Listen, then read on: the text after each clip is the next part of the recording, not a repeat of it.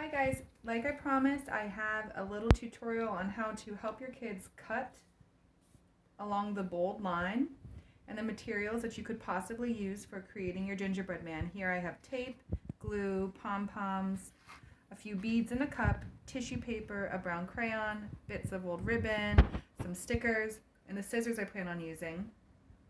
It's really good to have all of these items set out prior to beginning so your child can be ready to go and successful with the project. I've already glued my gingerbread man to the back of an old envelope. I would suggest you have your child cut out the gingerbread man first, then you glue it to something sturdy like a cereal box or an envelope like this or a manila envelope so the gingerbread man can hold up to all the decorations you're going to put on it. Then you can trim around the edges. Remember, it is your child's work, so do not cut this out for him. If the line printed out like mine did, where there's a few white spots, take a Sharpie or a black crayon or magic marker and just go over it again.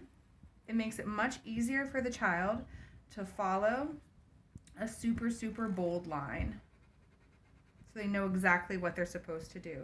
You can model cutting for them ahead of time, and you can also do hand over hand. Remember, scissors down on the table, closed when not in use. Thumb, small fingers, and then they hold with one hand and turn with the other. There's a lot of angles here, so I'm going to show you.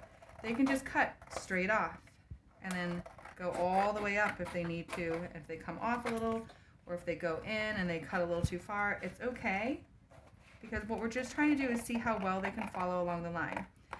This is a very difficult turn for the child to make, so I would have them put their scissors down, put the paper down, help them turn it, pick it up, and come at a new angle, and then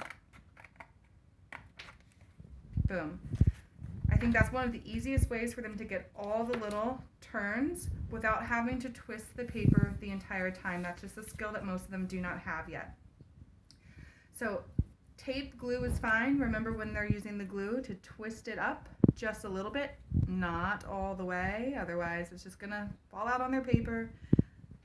And then they're gonna apply just the glue where they need, close it, and apply whatever decoration they want.